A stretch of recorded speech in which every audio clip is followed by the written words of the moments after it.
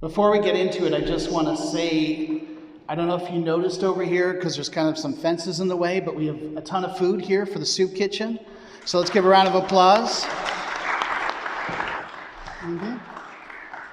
And our shoe boxes for Samaritan's Purse are already coming in. I see, I think, 6 back there under the Higher Ground Cafe sign. So that's great. Okay, less applause for that. That's okay.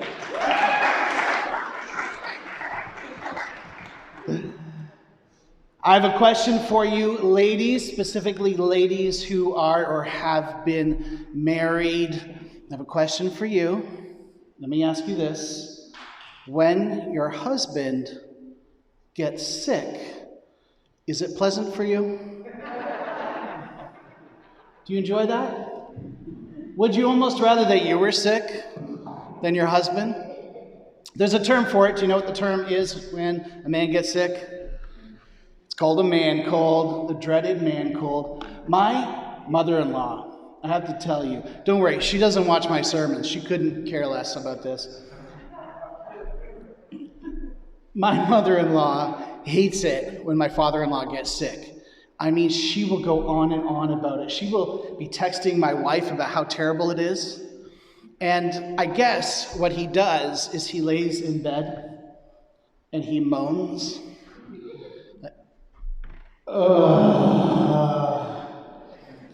And she's trying to watch TV, so she puts the volume up, but he just moans louder. And finally, when she ignores him for long enough, you'll see him kind of stumble out in his bathrobe, sweating, sit in his chair, moaning and sniffing. And she says, "If this man cold doesn't kill you, Mike, I'm going to." Now, ladies, you need to understand that we feel these man colds just more intensely than you do.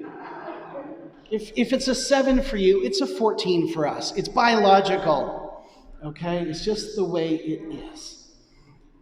But there's nothing you can do to cure a man cold, is there? If there was, it would be $1 billion industry. There's no cure for it. You just have to ride it out. Now, there are things that there is a cure for.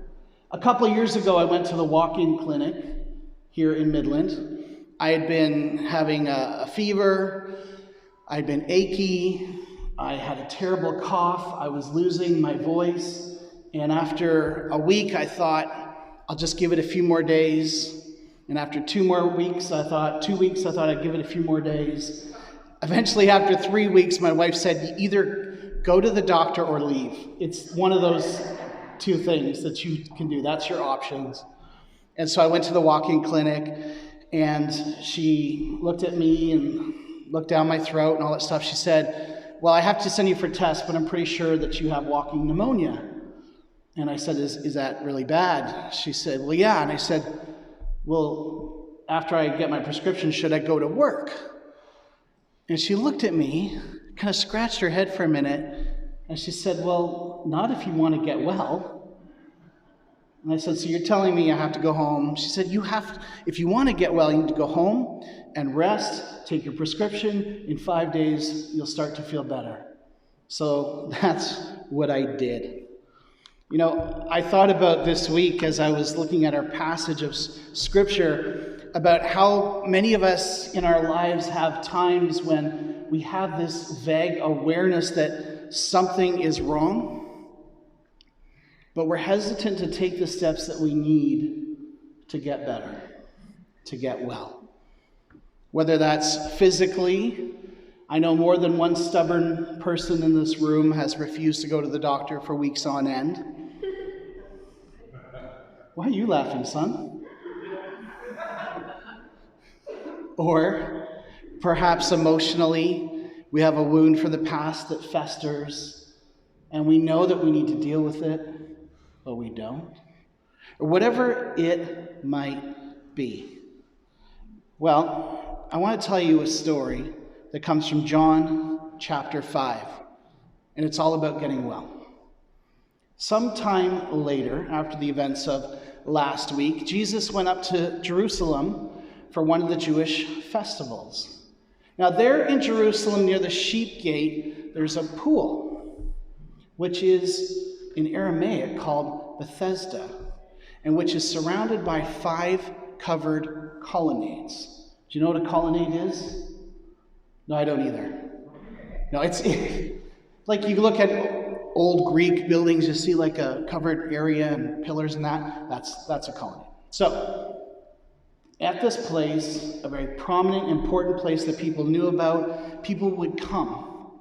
And they would bring their disabled friends, and they would lie there, and they would wait for something very, very special to happen.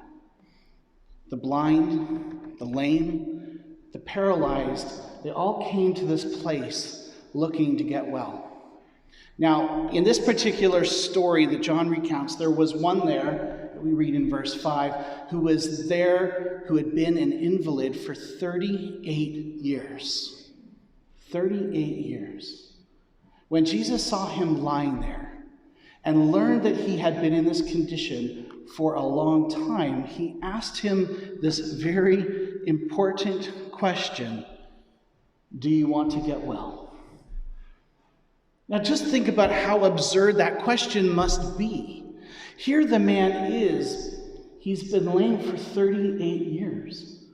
Hasn't been able to feed himself, go to work, take care of himself. He probably needs help to go to the bathroom. And this man, this stranger, looks down at him lying there beside this pool and says, do you want to get well? It's an absurd question, isn't it? Or maybe it's not as absurd as we might think. When I lived in Beaton back in the day, I had some neighbors who were difficult to love sometimes. Their backyard looked like the local dump. Everything that they had they didn't want just got tossed out the back door. Their dogs were continually loose, and they spent more time running around the yard and the neighborhood calling for their dogs than I think anything else they did. They didn't work, they received government assistance, and they struggled with addiction. They had 2 kids, and they weren't able to see their kids except for supervised visitation. They lived, the kids did, with his mom. And I remember clearly one time as she came to pick their youngest daughter up, to take her away, to go home after a supervised visit, that the son and the mother got into a fist fight on the front lawn. So these were people who needed to get well. These were people with spiritual, emotional, and physical challenges. Now, I don't say that in judgment. We tried our best to love them. We gave them baby clothes and strollers we didn't need anymore. We gave stuff to them to kind of help take care of them and said, if you need help cleaning up your backyard, by all means, we'll get a trailer and cart your stuff away. Not a problem. To give advice, to break up fistfights with parents on the front lawn. We were there for them and all of that. But I would look at them and I would say, do you want to get well? Because nothing they seemed to do was leading them down that path of healing and healthiness. Now, to be fair, I don't know what challenges they faced. I'm not in their skin.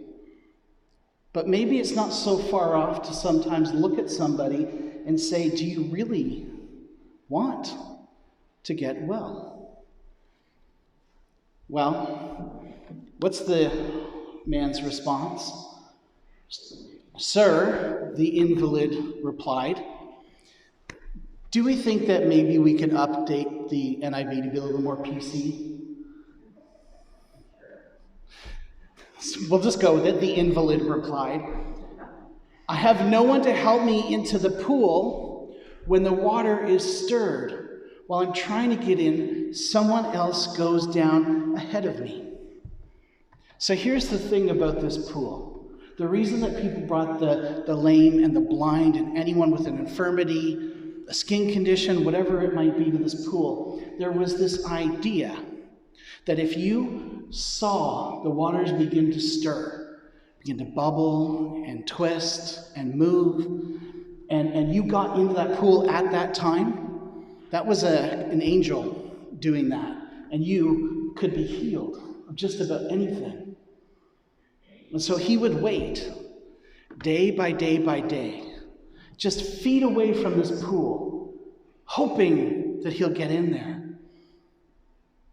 But day by day, there's always somebody else who makes it down there in front of him. So let's back up for a second. Jesus asked him a direct question. Do you want to get well? What is his response? Yes, no, or here's my excuse. We get C.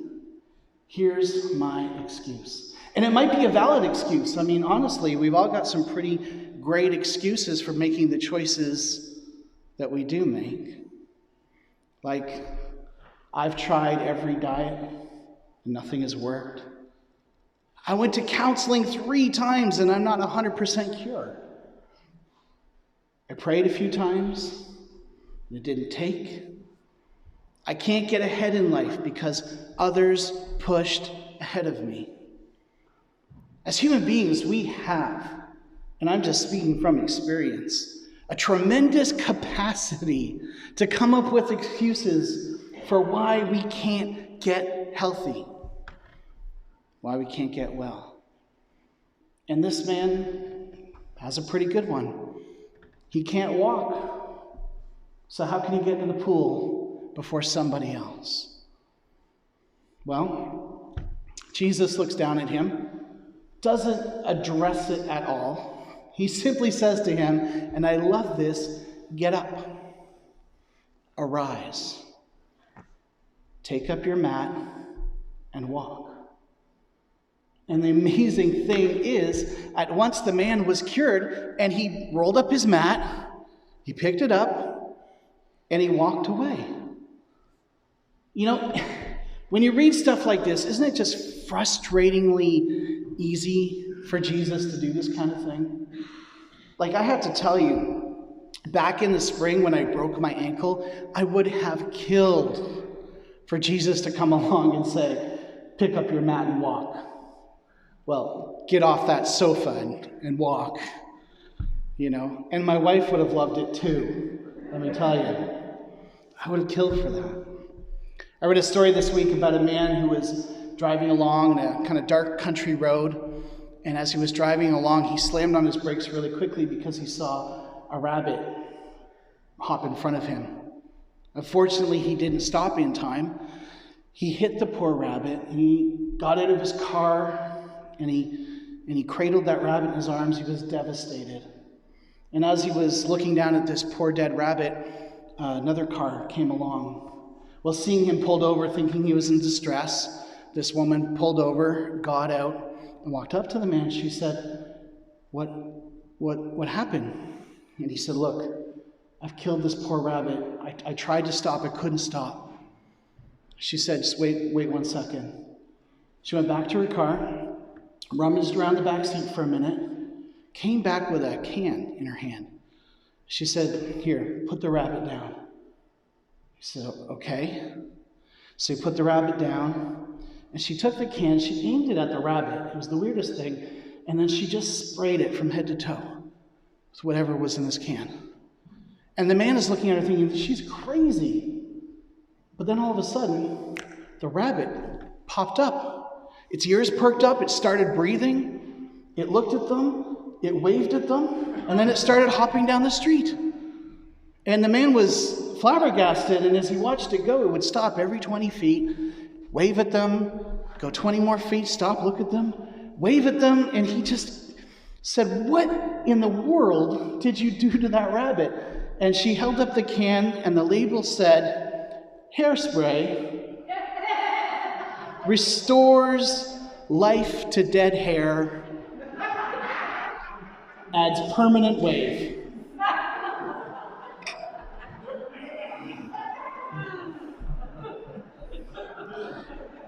I know, it's a pastor joke, I know. But if only healing were that easy, right? Right? I mean, sometimes it is. I have experienced miraculous healing before in the past. It's not been the number one way I've seen people healed. Usually they get healed by going to a doctor and doing prescribed things like physiotherapy. I have seen it, though. It just seems so easy for God, for Jesus, in one word, just arise, get up, take up your mat, and walk. And the man walks away. But it's not the end of the story. You see, there's a little bit of fallout from what happens. The day on which this took place was a Sabbath. And if you know anything about the Jewish religion in that day, in fact, still today, you did not work on the Sabbath. The Sabbath was the Lord's day. It was a day for rest. They had very, very strict policies on what constituted work. And so this all happened on a Sabbath, and the Jewish leaders said to the man who had been healed, "It's the Sabbath, the law forbids you to carry your mat." So he's just walking around with his mat, and he says, "Well, the man who made me well said to me, 'Pick up your mat and walk.'" The man who made me walk after 38 years said, "Pick it up and walk." So I walked. That's all I'm telling you guys. That's what he says. So they asked him, "Well, who is this fellow who told you to pick it up and walk?" The man who was healed had no idea who it was, for Jesus had slipped away into the crowd that was there. Friends, here's the truth. There may be opposition in your life when Jesus comes into your life and you start to get well, you start to heal from old hurts, you start to change old bad habits. There may be people in your life who will oppose those changes in you. It is likely that if you decide to break a pattern or a habit that is self-destructive or harmful, that there will be people who are upset about it. And these Jewish leaders were so upset, not that a man had been healed, but that he was walking around. They would have rather that he was still laying outside that pool, lame, than walking around miraculously healed. And they wanted to know who did it. But at the end of the day, they wanted to know who did it so that they could punish him. At the end of all of this, we won't have time to get into it, it says because of this, their desire to kill Jesus ramped up. It really started to push forward because of what Jesus had done on this day. And I have to tell you, as hard as it is for us to want to get well, as hard as it is for us to say, some of these friendships are dragging me down. Some of these choices are not healthy. As hard as it is for us to make that first step towards healing and healthiness, there's also going to be that factor that there will be some people who don't like it. And even if everybody is supportive in your life, I have to tell you that when you make healthy changes, when you look to God for strength and growth and healing, the devil himself will not be happy about it. So if you are on a path towards healing, know there will be opposition. If not from another person, it may be from the devil himself. I had a friend named Rick. Well, I still have a friend named Rick. He hasn't changed his name. And Rick, I met him after he had been divorced for some time. Was a single dad, raised his son on his own. When he was first married, he was married young, and they both had great jobs, and they partied hard. They did a lot of drugs and a lot of booze and a lot of stuff that later on Rick would kind of regret. Now, when I met him, he was going door to door doing evangelism in a Baptist church. And I said, what happened? He said, well, after a few years of marriage, and we did a lot of partying, I came to a crisis point in my life, and God put an evangelist in my path, and I became a Christian. And all of a sudden, I didn't want to go out till 3 a.m. And I didn't want to do a lot of things that my wife wanted to do. And she was really jealous of what God was doing in my life. And so eventually it just got so bad that she left and left me with our son, which he was happy to raise. You know, sometimes part of the choice to get well means facing any opposition that might come our way. When you start to fight addiction or abuse or set healthy boundaries, some people may not appreciate it. I always think of this passage in the first chapter of John, verse 11, and it's talking about Jesus, and John writes, he came to that which was his own. Do you know the next part? But his own did not receive him. The very Son of God, perfection himself, God incarnate, faced perhaps the most opposition. So why should we think that we too would not?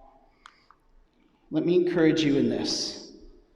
If you have chosen to partner with God towards emotional, spiritual, or physical healing, when you face opposition, do not shrink back. Do not shrink back. Keep pressing forward in the strength of God towards that healing, no matter what obstacle comes in your way, because there will be an obstacle. Now, I have a hard time sympathizing with someone who has had some significant struggles in their lives, because I've led a pretty blessed life. So I like to read about people who have struggled and overcome. One of those people is Helen Keller. And you all know, we learned about her in grade school. Sam, have you learned about Helen Keller? Not yet? Well, you're going to learn about Helen Keller. On June 26, 1955, the day before her 75th birthday, Helen Keller said this. She said, "Self-pity is our worst enemy, and if we yield to it, we can never do anything wise in the world." This is from a woman who, though never perfect, always strove in the strength of God to move forward. She never let self-pity, she never let excuses. Someone always gets there before me, I can never get ahead. She never let any of that get in her way, because she knew deep down in her soul, from when she was, I think, 7 years old and learned how to read Braille, that her life, with God's help and the help of people who love her, will improve if she does not shrink back. Now later, as the story goes, Jesus actually goes and seeks out this man that he has healed. And he finds him at the temple. And we don't know if he finds him there because he's just come from being interrogated, or maybe he's gone to give thanks to God for his healing. It doesn't really say. And so later Jesus finds him at the temple, and he says to him, "See, you are well again. You wanted to get well, you're well. Now stop sinning, or something worse may happen to you." The man went away, told the Jewish leaders that it was Jesus who had made him well. Let me ask you this. What could be worse than being a cripple? An invalid, as the NIV says. What could be worse than that? Well, I cannot put myself in his place. But I do know that when I was laying on that couch in March and April with a broken ankle, not able to do anything for myself really, except with great difficulty, I knew that it could be worse, because I had a family who loved me. I had a roof over my head.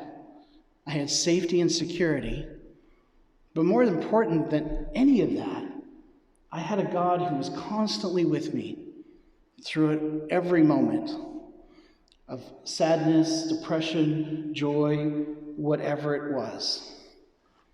Helen Keller, since we're on the topic, once said, "I thank God for my handicaps, For through them I have found myself, my work, and my God. And that is so hard for us to understand, to be thankful for the struggles in your life. I mean, how many of you have ever said, hey, God, I'm so thankful that I don't know how to pay the rent this month.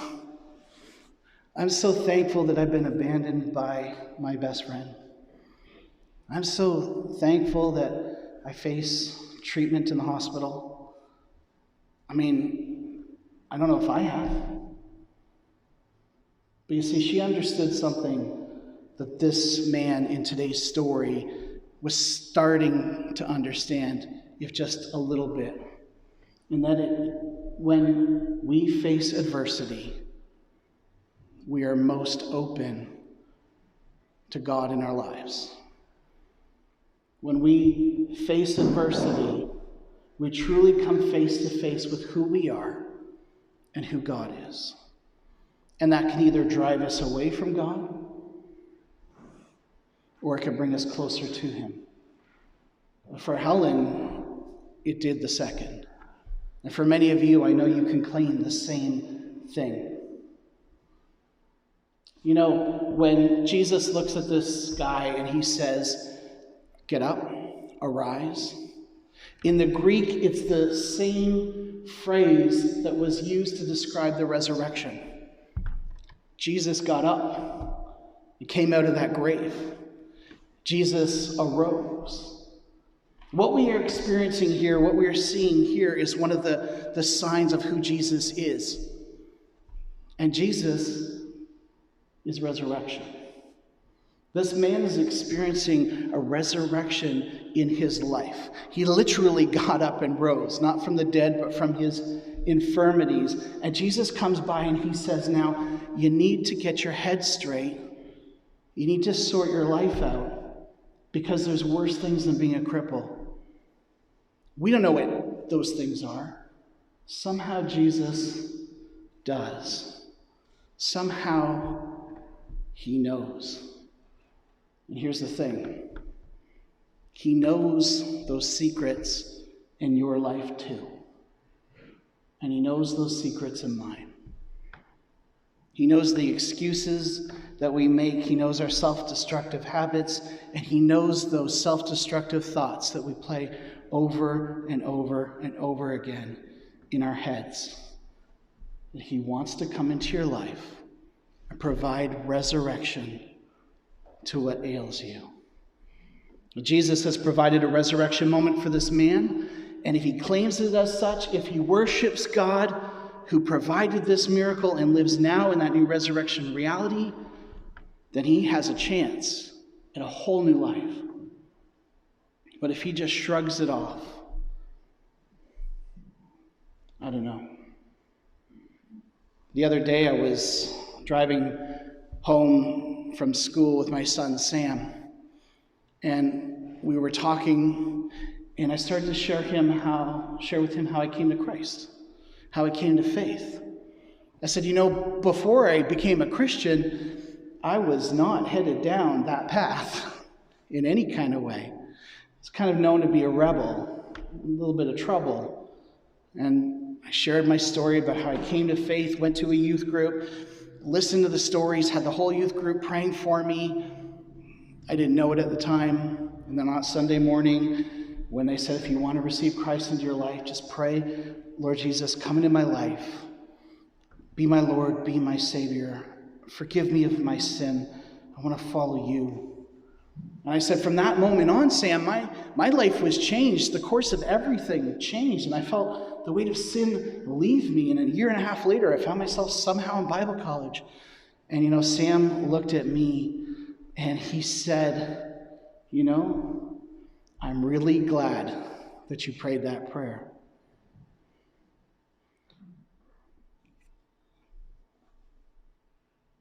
It takes a step of faith sometimes to get well. Pray that prayer. Take that step, whatever it might be. So this leaves us with a very simple question. Do you want to get well? Is there an area in your life that needs healing? And then once God has revealed that to you, take an inventory. Are you prepared to do what is needed to get better? Are you prepared to go to counseling if that's what it takes? Are you prepared to forgive someone who doesn't deserve it, but that hatred and bitterness is eating you up inside? Are you prepared to hit the gym, at least when we can, once again? Or see a nutritionist, or pray every day, or get into the Word of God every single day, or join a small group, or get involved in church, or go talk to your neighbor that you have a problem with. Whatever it is, are you willing to do the work? Because I've learned that God provides resurrection moments to people all of the time, and He can do amazing things, but only if we want to get well. Let us pray.